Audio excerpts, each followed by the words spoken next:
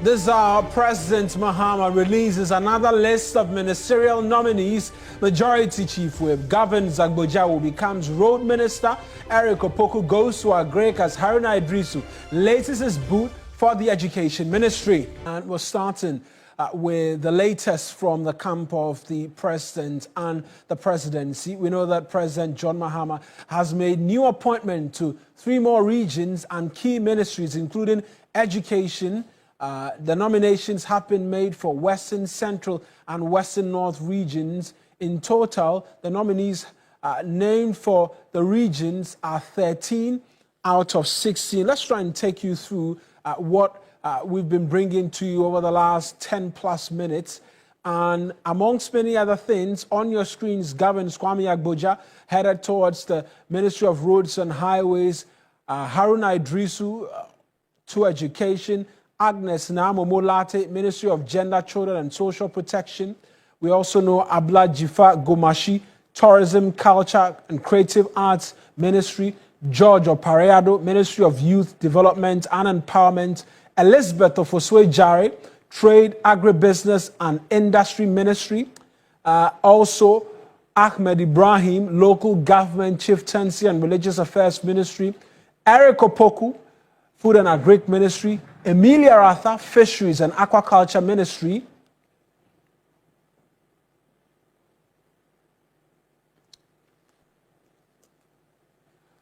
Let's walk you as well through the regional ministers as have been announced, the latest by the President. And so we know for the Western region, Wilbert Petty Brentum, he's headed to the Western North region. In the Central region, Eduamoa Ekopenyi Ochri is headed there. Then we know that Joseph Nelson as well is headed to the Western region as well. A lot more in terms of persons who are headed where, and we'll subject all of that to a bit more for you shortly. But that's the latest with respect to the ministries that have been made. 60 is what President Mahama has pegged his ministries to. We know that he's expected to not make more than 60 appointments. Thus far, he's made 25 out of the 60. 35 more appointments are pending. We also know that the President reduced ministries to 23. Of that, he's made a number of appointments. There are 11 outstanding, which include defense, as well as interior, as well as sports and recreation, as well. Foreign Affairs Ministry, they remain outstanding. And then on the regional front, 16 regions, 13 appointments have been made, 3 more outstanding. We know that the Bono East region, as well as the Upper West regions, are outstanding. Let's go on Zoom right now and speak to Dr. Samuel Afriye.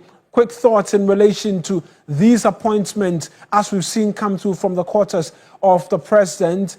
What are your immediate reactions? We know there's been criticism from the minority leader as to the manner in which these appointments have been coming. But what are your thoughts as to the latest list we're seeing?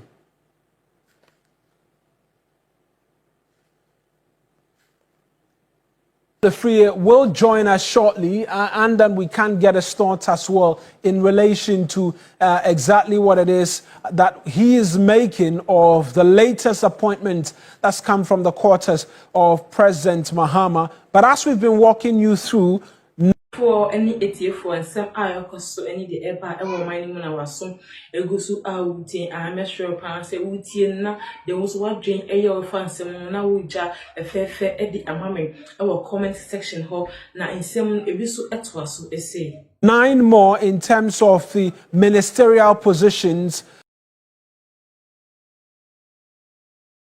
you through, and then 3 more regional ministers have been appointed. And like I was walking you through really in relation to what the ministerial positions and what outstanding ministries are, we know that President Mahama says he will not govern the country with more than 60 ministers.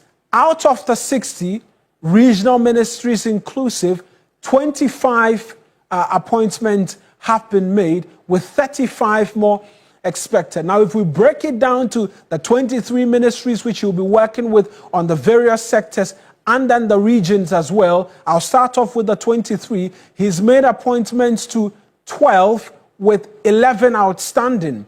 And these outstanding ministries include Defense, Interior, Sports and Recreation, as well as Foreign Affairs Ministry. Now, if we go on to the regional front as well, 13 out of the 16 regions have seen ministerial appointments made, awaiting vetting by the Appointments Committee, as well as we know that 13 have been made, 3 outstanding. Let's try Dr. Samuel Efriye this time on the phones again. Hopefully, we can get a better connection to him. Doc, I was asking what your immediate reactions are, considering there's been sharp criticism from the minority as to what he says are taught appointments coming through. Do you side with him? What readily jumps to you with regards to these latest we've got from the camp of the president?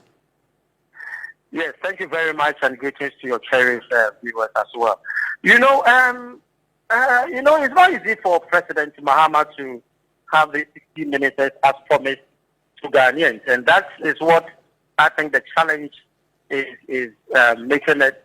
I think it's delaying, because it's not easy to have these ministers to be appointed, including regional ministers, 16 regions as well.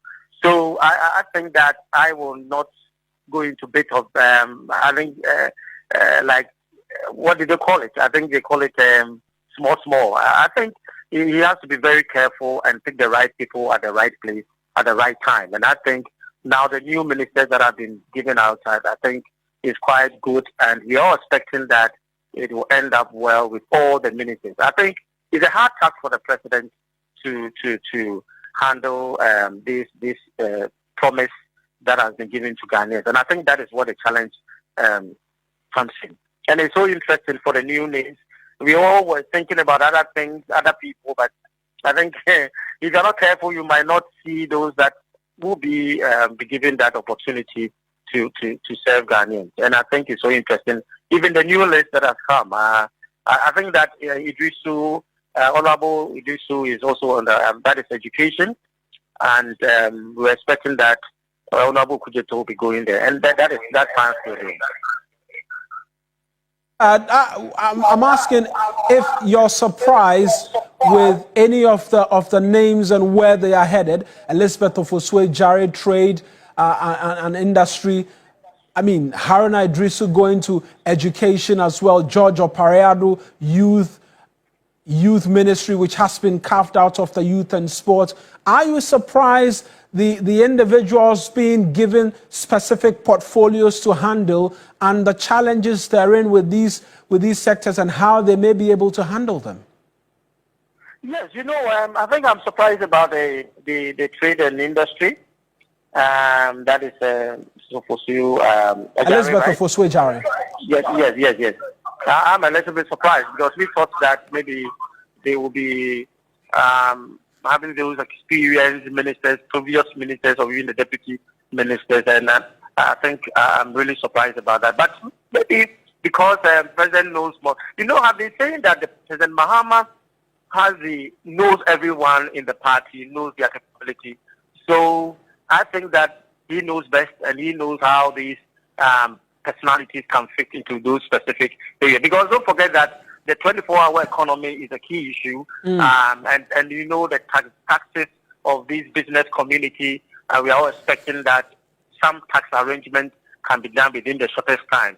So I know that if Mrs. Ofosue-Jare will go to that area and be capable to handle these situations to ensure that industries work within that time of the government policy towards the 24-hour economy, at the same time also to ensure that taxes are also being reviewed to see the business community. For any ETF and some cost to any the eba ever mining when I was some egusu outing I make sure pan say na there was what drain a year fancy na uja a fair eddy amame our comment section ho na in some ebisu etwaso essay. I believe that she can do well. At the same time, I think as I said earlier, Haruna going to the Minister of Education, I think he's capable of handling that. He's more than capable. He has the requisite experience. He has been a minority and also, trade ministry. And I think Haruna is capable, and I believe that he can continue the work being done by the previous minister. I think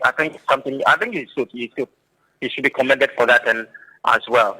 Right, Doc, just lastly. Yes, the youth ministry. The youth ministry, yes, I think the NDC, looking at their the youth manifesto, right? You know that he was very key in those areas, and I think he can galvanize the youth towards the youth development that has been given to Opariado. And I think he commands a lot, and being a former MCE, I think he can do well in that ministry. Let's give them the opportunity. I think the young ones are into the ministry. That is the batch of these ministers.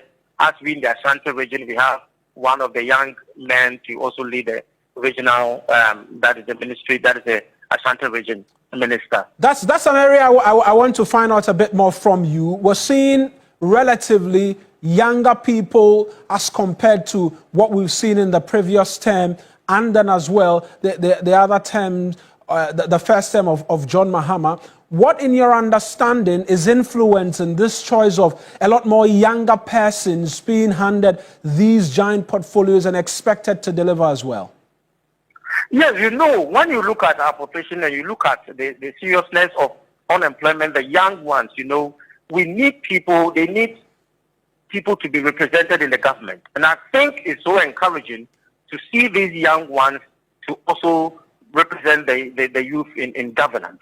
And it's so encouraging, and I think it's very good that the president is, because when you look at the youth manifesto, you realize that all the issues that is confronting this country is targeted to the youth. We talk about digitalization, we talk about 24-hour economy, the youth is also part of it. We talk about businesses, we talk about poultry. You see, and bringing these young ones into governance, I think will make the youth, or will encourage the youth to also participate in governance. And I think it's so encouraging, and I think more should be done to urge others to also be part of it. Because the youth, young person is going there.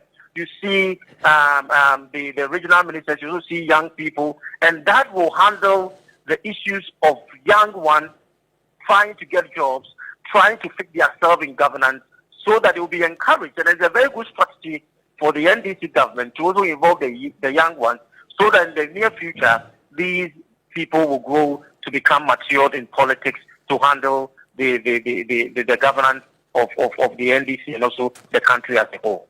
So it's very good. Right.